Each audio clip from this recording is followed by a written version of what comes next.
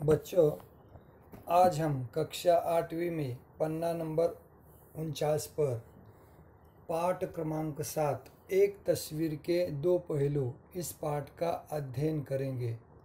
संक्षेप में इसकी जानकारी लेंगे। जैसे इस पाठ में लेखक ने बंदरों के प्रसंग द्वारा स्वतंत्रता एवं पारतंत्रता के फलस्वरूप प्राणियों के स्वभाव परिवर्तन पर प्रकाश डाला है।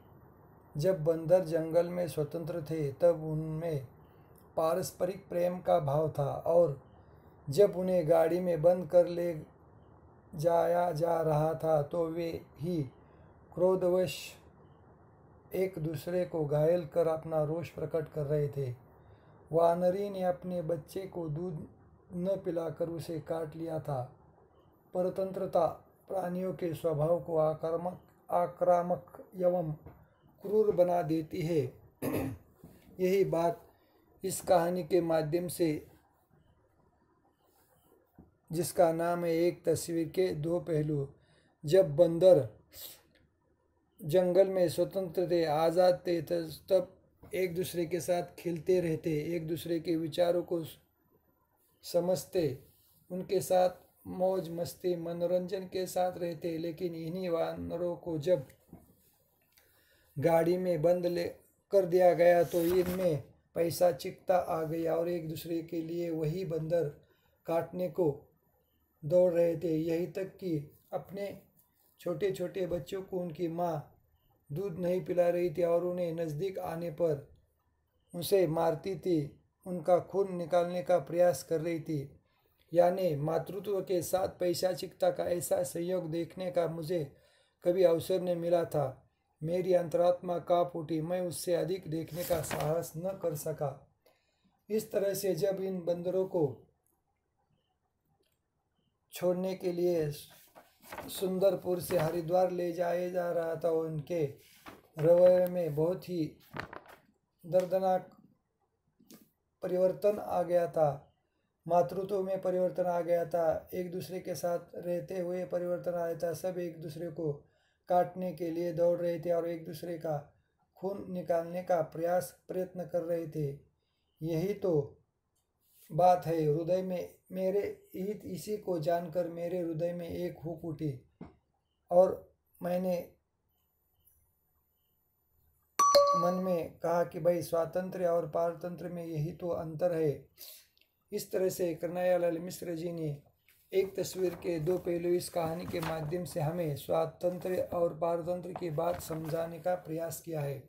शब्दार्थ: स्वभाव, प्रकृति, आदत, आक्रामक, आक्रमण करने को तैयार, घुमक्कड़, घूमने फिरने वाला, लघुता, छोटापन, शैशव यानी बचपन, चिन्ह यानी निशान, द्वेष यानी जलन, आकर्षित यानी ध्यान अपनी ओर खींचना, कठोरता, कड़ापन, शक्ति, अध्यवसायपूर्ण, साधना से भरे, तांडव, शिव का एक नृत्य, उग्र भाव। आगे प्रभाव यानी असर, पैशाचिकता यानी क्रूरता, अंतरात्मा यानी मन, स्पिरिट, संभावना यानी आशा, उम्मीद, क्रोध का ज्वालामुखी यानी बहुत अधिक गुस्सा करना। पाठ बोध रूपी प्रश्न देखिए, इन प्रश्नों के उत्तर दे। मौखिक प्रश्न: क, लेखक का स्वभाव कैसा था? लेखक का स्वभाव आवारा और घुमक्कड़ था। उन्हें इधर उधर घूमना बहुत ही अच्छा लगता था। प्रकृति का दृश्य नज़ारा देखना उन्हें अच्छा लगता था। लोग बंदरों को गुड़ और चने क्यों खिलाते थे? लोग बंदरों को हनुमान का रूप मानते थे, इसलिए मंगलवार के दिन नगर के दो चार पुराने विचारों के सज्जन यहाँ आते हैं और हनुमान का रूप समझ इन्हें चने और गुड़ खिलाते हैं। लेखक कौन सी पुस्तक पढ़ रहा था? लेखक मालती माधव नाम की पुस्तक पढ़ रहा था। एक वृक्ष के नीचे वानर शिशु क्या कर रहे थे? एक वृक्ष के नीचे वानर शिशु बड़े मौज मस्ती से एक दूसरे के साथ खेल रहे थे। एक दूसरे का मुंह चूमना, एक दूसरे की पूंछ खींचना, यहाँ तक कि माँ अपने बच्चों को बड़े प्यार से खिलाने का, उन्हें संभालने का प्रयत्न कर रही थी, क्योंकि वो मान नहीं रहे थे। एक को संभलती तो दूसरा जाता था, फिर भी उनका वो प्यार से, स्नेह से उन्हें संभालने का, पकड़ने का प्रयत्न कर रही थी। अचानक किसने लेखक का ध्यान अपनी ओर आकर्षित किया? अचानक उस गाड़ी ने लेखक का ध्यान अपनी ओर आकर्षित किया, क्योंकि जिस बंदर को जब बगीचे में खेल रहे थे, जंगल में आज़ाद थे, उन्हीं बंदरों को सुंदरपुर से पकड़कर हरिद्वार छोड़ने के लिए ले जा रहा था। तब बंदर जंगल में उनका काम करने का रवैया, खेलने का तरीका, मौज मस्ती करने का तरीका, और जब गाड़ी में उन्हें ज़बरदस्ती बंद कर दिया तो वहाँ का उनका एक दूसरे के साथ रवैया बदल गया था। इसी बात को देखकर हृदय में एक हुक उठी और मेरे मन में विचार आया, स्वातंत्र्य और पारतंत्र में यही तो अंतर है। लिखित प्रश्न क, वानर शिशु कैसे खेल रहे थे? वानर शिशु बड़े प्यार से मौज मस्ती में वृक्ष के नीचे खेल रहे थे। एक बच्चा दूसरे की पीठ पर बैठा तो दूसरा तीसरे की पूंछ पकड़कर खींच लेता। एक दूसरे को चूमने का भी प्रयास वो कर रहे थे। वानर माता अपने दोनों शिशुओं को क्यों नहीं सुला पा रही थी? वानर अपने दो बच्चों को माता सुला नहीं पा रही थी, क्योंकि एक को पकड़ा तो दूसरा छूट कर जाता और दूसरे को पकड़ा तो पहला छूट जाता, और एक दूसरे को साथ वो खेलते समय उन्हें ठीक तरह से संभाल नहीं पा रही थी। लेखक वानर जीवन से क्यों प्रभावित हुआ? लेखक वानर जीवन से प्रभावित हो गया क्योंकि उसे समझ गया कि मैं एक वृक्ष की छाया में बैठ गया और संस्कृत का मालती माधव पढ़ने लगा। अद्भुत रचना है। पढ़ते पढ़ते अकस्मात मेरा ध्यान वानर की ओर चला गया।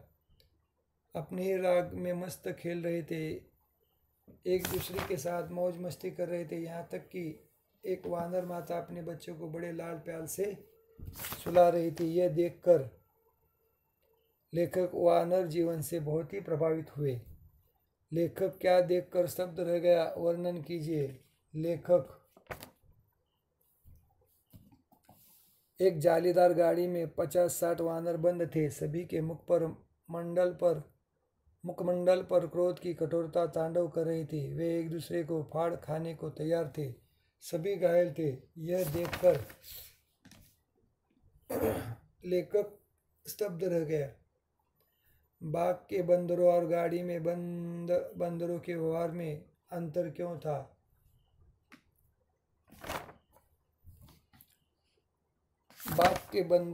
बाग के बंदरों और गाड़ी के बंदरों में अंतर यह था कि जब उपवन में वह बंदर खेल रहे थे तो उसमें परस्पर प्रतिमा, सरसता, सुंदर निधि विचार, एक दूसरे को प्यार से, स्नेह से खेलने की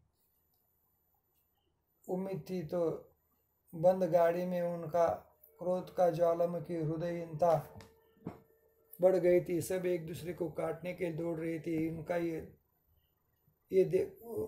ये देखकर मुझे ऐसा लगा कि स्वातंत्र्य और पारतंत्र में यही तो अंतर है। आशय स्पष्ट कीजिए। क, प्यार में हार भी जीत है, जीत भी हार है। जब बच्चे फुदक फुदक कर, उछल कूद कर, एक दूसरे को गुदगुदा कर पेड़ पर चढ़ रहे थे, खेल रहे थे, अपनी माँ को परेशान कर रहे थे, मौज मस्ती कर रहे थे, तब एक दूसरे को प्यार करते थे, एक दूसरे को मारते थे, लेकिन फिर उनके साथ खेलते थे। जैसे पीठ पर बैठना, पूंछ खींचना, एक दूसरे का मुंह चूमना, मानो वो ये बता रहे कि प्यार में हार भी जीत है, जीत भी हार है। स्वातंत्र्य और पारतंत्र में यही तो अंतर है। लेखक ने सोचा कि जब यही बंदर जंगल में खेल रहे तो कितने आज़ाद और एक दूसरे के साथ वो मौज मस्ती में खेलते थे, लेकिन इन्हीं बंदरों को जब गाड़ी में बंद कर दिया गया तो एक दूसरे को काटने के लिए दौड़े, मानो उनमें क्रोध का ज्वालामुखी ही फट गया था। हृदयहीनता को वे भूल गए थे, एक दूसरे को तिरस्कार कर रहे थे, एक दूसरे का खून निकालने का प्रयास कर रहे थे। तो मुझे लगा कि हृदय में एक हुक उठी और मेरे मन में विचार आया, स्वातंत्र्य और पारतंत्र में यही तो अंतर है। यही बात हमें यहाँ पर कन्हैयालाल मिश्र जी ने बताने का प्रयास किया। भाषा ज्ञान। इन शब्दों से उपसर्ग और प्रत्यय अलग करके लिखे। प्रभावित, प्रभाव अधिक इत, प्र अधिक भाव अधिक इत, प्रभाव, प्रभावित। सज्जन, स अधिक जन, सज्जन। आकर्षित, आकर्षक अधिक इत।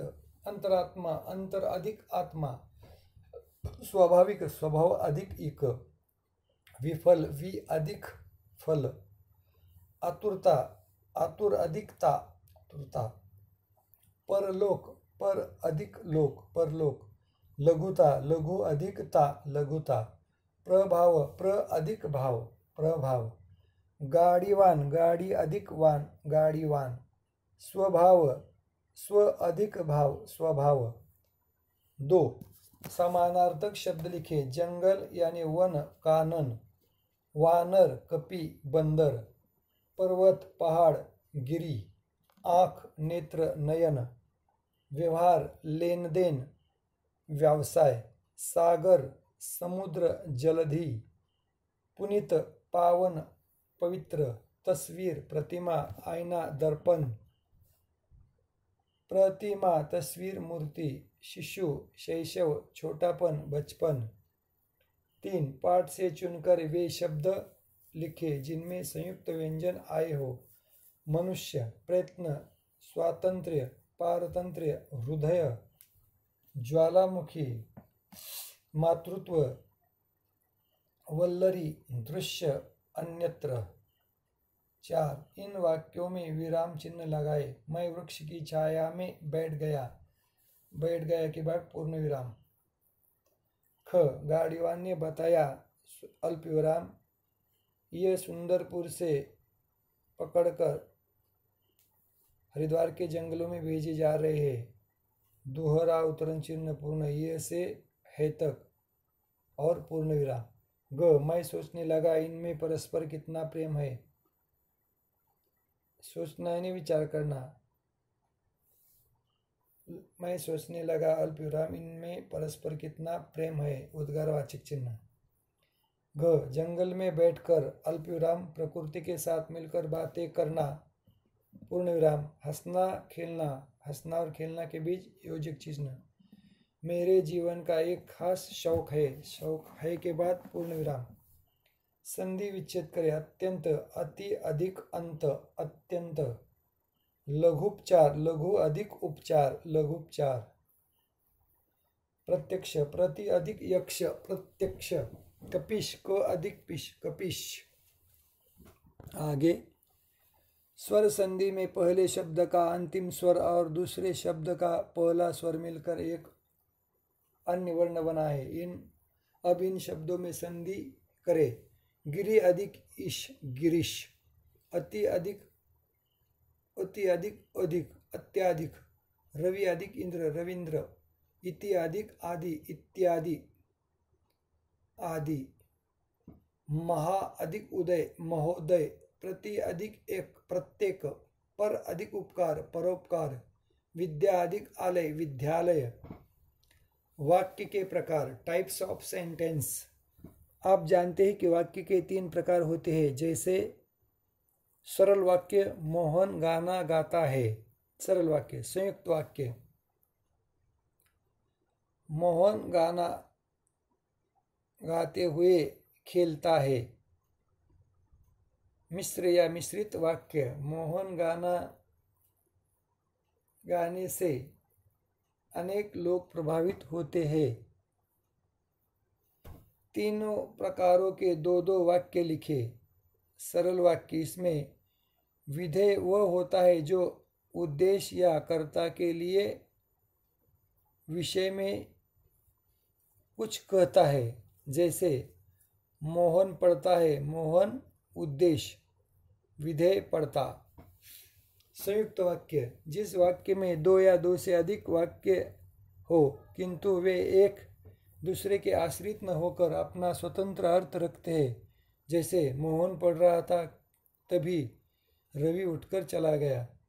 संयुक्त वाक्य में, जिसमें दो या दो से अधिक वाक्य हो किंतु वे एक दूसरे के आश्रित न होकर अपना स्वतंत्र अर्थ रखते हैं। जैसे मोहन पढ़ रहा था तभी रवि उठकर चला गया। मिश्रित वाक्य, जब किसी वाक्य में एक प्रधान मुख्य वाक्य तथा कई उपवाक्य उसके आश्रित या अधीन होते हैं तो उसे मिश्रित वाक्य कहते हैं। जैसे मोहन ने कहा कि मैं कल विद्यालय नहीं आऊँगा क्योंकि कल मेरे भाई की शादी है।